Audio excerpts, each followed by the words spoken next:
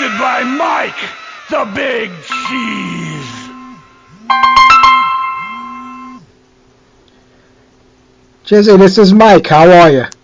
Hey, how are you? I'm doing great. How are you today, man? I'm okay. Just still surviving. I hear you. Well, you've been doing a good job of that for the last 3 decades, and I'm happy that, we're getting a new Love and Hate after what, like 20-something years? Are we on right now?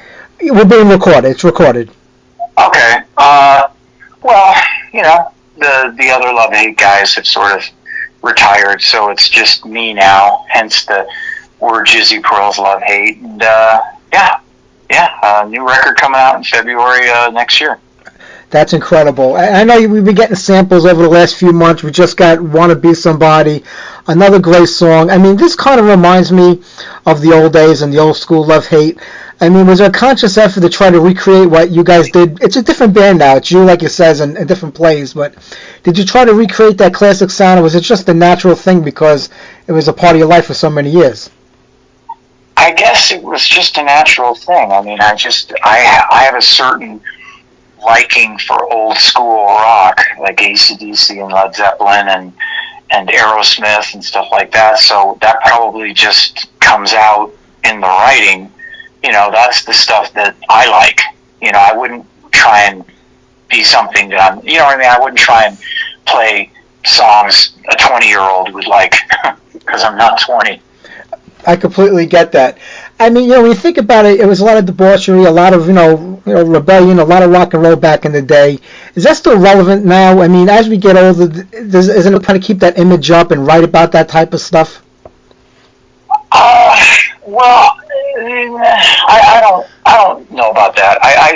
A good song to me is a story. It's about something. It doesn't necessarily have to have a real message, but it has to mean something. Either you're telling a story, about someone, or it's just observational or something. So I writing songs about banging chicks and binge drinking really isn't in my wheelhouse anymore, because it's just I did that. I mean, Blackout in the Red Room.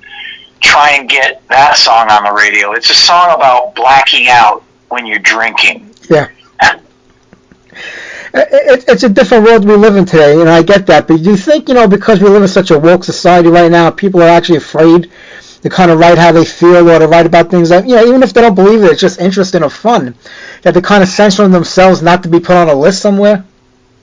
Possibly. I mean, I'm writing books. I've written 3 books, and I'm currently writing my 4th book, and so I always have that in mind when I'm writing, stories for my books, that it's a different time now, and maybe, crossing the line is a little bit easier than it was 10 years ago or 15 years ago. So, but as far as writing songs and stuff like that, I mean, I never really, other than, using a dirty word every now and then, I never really tried to, to go too crazy. No, I completely get that. It's just it's a crazy world we're living today. And you just mentioned your books. You did just re-release all these books, which I'm happy about, because some of them are getting really expensive to find. I mean, some of them are going for over $100, some for $200. It was crazy. Yeah, I know. It's funny. What's funny is that I gave some of my books a long time ago to some of my friends, and now they're hard up for cash, so they're selling my books for $200 on eBay. I thought that was a little, uncool.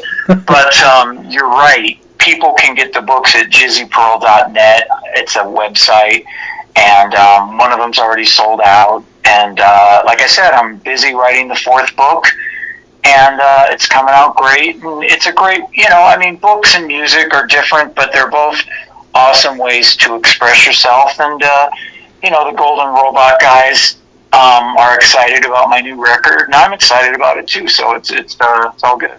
Yeah, I mean, a couple of months ago, Soul Mama was the first sample we got of it. Now, Want to Be Somebody. I know the album's set to come out, I believe, around February of next year. Is this the new way bands have to do things and start really promoting things so far out in advance to get interest going? Because it seems like today people have very short attention spans. You got to keep prodding them along that something's coming. I guess it is the new way of doing stuff. I mean, I had a Frontiers record a couple of years ago, and they kind of did the same thing. They sort of, put out singles every couple of months, and I didn't quite understand it, but I guess that's just the accepted way that these labels do things. I mean, everybody's struggling as far as record labels and artists and stuff like that, because, you're dealing with a world where people don't really buy music anymore. You know what I mean? I mean, your fans will buy the music because they dig you and you have a legacy with them. But, the regular public just can just go grab it for free, or listen to it on Spotify, and, you don't get paid that way either. It's just a weird world, definitely for musicians. I mean, in 2021. That's true. I mean, do you have to be in a lot of bands today to kind of keep active and keep things going? I mean, everybody's been kind of on pause for the last year and a half with the whole coronavirus thing. But before then, was it important to be in multiple bands, as many bands as you could be in, to keep active and keep busy, year round? Well, I mean, when I was doing the Love Hate thing way back a long time ago, I mean, you were committed to one band. I mean, you would never go play in another band. Like, if I was playing in Love Hate, I would never play in another band because you were 100% committed to the band that you were in. It was, I mean, it sounds corny, but it was like Band of Brothers. Yeah. And but these days, everybody's got to pay the rent in different ways. And if you're not Mick Jagger, you got to kick out that rent every month. And so I understand that a lot of guys, musicians, have other irons in the fire. Maybe not musically, but other things that they do, other little side things that they do. I mean, the books are an example of me making another way of income other than the music. It's just, you got to do what you got to do. Sure. I mean, when you got Love and Hate going, a lot of people think everything came real fast for the band. The record label took you on $1 million contract. You want to tour with major groups like a year later. A lot of people, I don't think, see all the years before that when you guys are slugging away in the clubs, playing, for a few people here and there, building up that audience, building up that crowd. But when it does come, is it everything you expected to be, or is it, kind of on the other end of it? You mean it was my 4.5 year overnight success story? Yeah. Yeah. I mean, I don't know if bands do it like they, like we did back in the day, but yeah, we all lived together, and it was like the little platoon of soldiers going out every night, and yeah, I mean, when you finally get the record deal, it's awesome. And for sure, back then, I definitely, as far as the Wine, Women, and Song part of the rock and roll thing, I definitely jumped in head first, for sure. I mean, because you want a payoff for all those years of poverty and starvation. So yeah, definitely, I was a bitch funky sex machine. Yeah. I read in an interview you did a while ago where you were saying, I made more money in Rat than with my $1 million record contract because I was a hired gun in the band. I mean, is that the way to go? Is like being a hired gun where you just get that check each week and you perform and you do your thing? I don't know if that's the way to do it. I mean, if Love Hate would have sold millions of records, I'd still be doing Love Hate.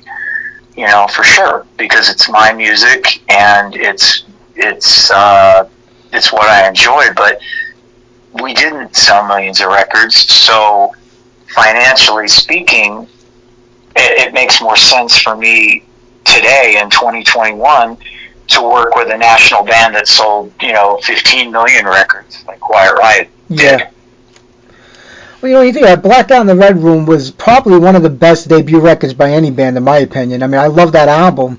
Was it just a matter of the wrong place and the wrong time? I mean, by the time the band got the album out, the whole scene started to change in general. Grunge was coming in, and a lot of rock wasn't there, and I think what you guys were doing was a little bit of everything that was taking place at the time, and maybe it was like a scattered audience, but I mean, it was such a great album, and the songs still stand up till today. I know. I was writing a story about interviewers, and what you just said was part of the story about people that dug that record so much and just kind of can't understand why we weren't as huge as, insert multi-million-dollar band here. And what I've come to realize after, so many years is that you have to be happy with what you got. You know what I mean? The point of it is I grew, when I was on the Sunset Strip with everyone else, I mean, we got the record deal, but thousands of really good bands didn't. Thousands of really good bands never got anything, never got any acclaim, never made a record. You know what I mean? So you have to look at it as I got lucky enough to make really good music and tour with huge bands. And the luckiest part of all is that sort of propelled me into getting into other bands and working. It's about working. For me, it isn't about being on MTV, because there is no more MTV. I guess unless I was 16 and pregnant, which I'm not. You know what I mean? It's just, I've climbed all the Mount Everests in this musical thing. I've done it all. And so now for me to be able to just work comfortably and be married and have a good life and be able to still write music and books is 100% win-win for me.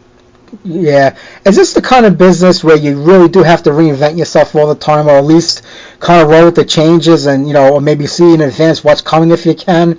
I mean, when you think about all the outlets we had, they're all gone. Like you said, MTV. I don't know about reinventing, because I'm still the same kind of guy I basically am the same guy that I was as far as musically. What you have to do in this day and age is keep your chops and stay good. Everybody, and it's just the way it is. I mean, it's kind of a cruel thing, but people that come see you expect to see the guy in the video, and that was 30 years ago, and time munches on for a lot of these guys, and they expect to see you sing those songs the same way you sang them back then. Like in Quiet Riot, people expect to hear those songs sung the same range as Kevin Dubrow. And, I can tell you from personal experience that ain't easy. But it's the cross we have to bear. You know what I mean? You have to be good. You don't have to so much as reinvent yourself as you just have to stay, on top of yourself. Because YouTube is a cruel, unforgiving medium for 80s guys, so you just, you got to be good. Yeah, I mean, you've stepped into bands where you've had to replace sort of iconic singers, like with Rat and LA Guns, and like you just said with Kevin Dubrow, like, not being able to, recreate what he did, because that isn't you. You're an iconic singer yourself. You have your own style.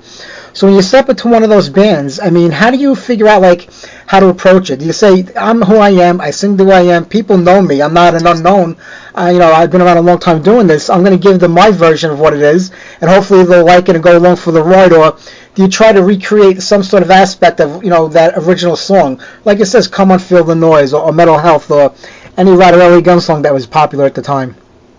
Well, I think you basically just said it. What I do, I go into this band or a project or with the idea that I'm going to try and do some sort of karaoke, or Steel Panther version of playing in the band. I'm just going to do the best I can, and I'm going to sing the songs the best I can, and I can do it, so I'm pretty sure people are gonna dig it and go along with it. I mean, other than, the haters on social media that just hate everybody anyway. So that, I mean, they don't really count. So yeah, you just do the best you can, and and I mean, I have a high voice, so everybody sort of sounds the same when they sing up there. We're all kind of influenced by Led Zeppelin and the Who and stuff like that. So and Ronnie Dio in my case. So we all kind of sound similar when we're up in the stratosphere. True. With the new record coming out soon, a few more months, are you going to be able to get out, you think, with this? I mean, live shows here and there are happening, but a lot of tours are going out and then getting canceled. And is it something even worth looking into right now? Was there anything already planned? Well, I have a UK thing that I'm scheduled to do in February of next year to sort of coincide with the record. I mean, the best laid plans were made 2 years ago, and you're right. I mean, no one really knows, what the next 6 months will bring. But I am planning on playing, these new Jizzy songs at some point. But I mean, Quiet Riot's been working all summer. I mean, I've literally been playing every single weekend, and so people are out there playing. Yeah. Do you like it that way, where you fly out to do one show, you come back, and like I said, a week later you have another show, or do you kind of like being on the road? I know a lot of bands say it's grinding being on that bus, day in and day out for weeks. Other people just live for it and love it. Do you like the fly outs where you do the one show here and there, or do you like getting out on the bus for a couple of weeks? Well, for this band, it's just the way we do it. I don't know of many bands that really rent the tour bus thing anymore because it's just too expensive. Unless you just all your money's going for the bus and you live on the bus. I mean, there are bands that live on the bus like an RV and don't make much money at the end of the week because you're paying for this traveling limousine. And I would much rather, if I'm going to go out and sing and I'm going to bust my ass, I sure as hell want to get paid for it. So that's how I look at it. Sure. You were saying you're working on a fourth book. Is that something you think we're going to see this year, or is it still like in the writing stages? No. I'm about 260 pages. I'm almost done with it. I've been working on it, all spring and summer, and so yeah, I'm looking at like a January release for that book. And again, people will be able to get that book on jizzypearl.net. And, I'm sure I'll probably be talking to a bunch of people, probably you, when it comes out, and there'll be a bit of fanfare. But yeah, I mean, I'm excited about it. It's similar to the other three books where you're telling a bunch of stories, because when you read some of those stories, you're like, I know some are made up, some are real, but you can't tell the difference sometimes with some of them. It's kind of, yeah, I mean, it's a mixture. A lot of these rock books, and some of these rock books are just really not written by the person that they say they're written by, as you know. It's a friend of a friend. Yeah. With the tape recorder thing, which is fine. I mean, but to me, that's like Wikipedia. I don't need to hear, about when the band was formed and all that stuff, because you can go on social media and hear it. I'm a writer in the sense of I want to tell stories about the Sunset Strip from the vantage point of being there and being in the middle of a phenomenon of the Guns N' Roses era of being there, and most people will never experience that, and some of these books and some of these movies and stuff, they really don't, even The Dirt was a little sanitized, you know what I mean? Oh, yeah. It was a lot more gnarly than even that movie made it out to be. It was a lot more debaucherous and a hell of a lot of fun, I want to add. I mean, it was like ancient Rome every night, so it was great. And so I when I talk about that stuff in my books, it's not like I'm trying to sensationalize it by any means. It's just that's the way it was, and everybody knows it, and everybody got their feet wet, girls and boys. So it's exciting stuff. If you're interested in that sort of Sunset Strip era thing, and what was it really like backstage, yada, yada, yada, or on the tour bus, well, then check out my books. Absolutely. Hey, Jizzy, I'm not going to keep. I know you're doing these things all day, so I'm going to let you go. But I Want to Be Somebody, it sounds great. I'm looking forward to the whole album. If it sounds anything like the last two songs you put out, it's going to be a killer. Okay, well, thank you, and let me know when this comes out, and yeah, sounds good. Thank you, Jizzy. Take care. Have a great day. All right, bye. Take care.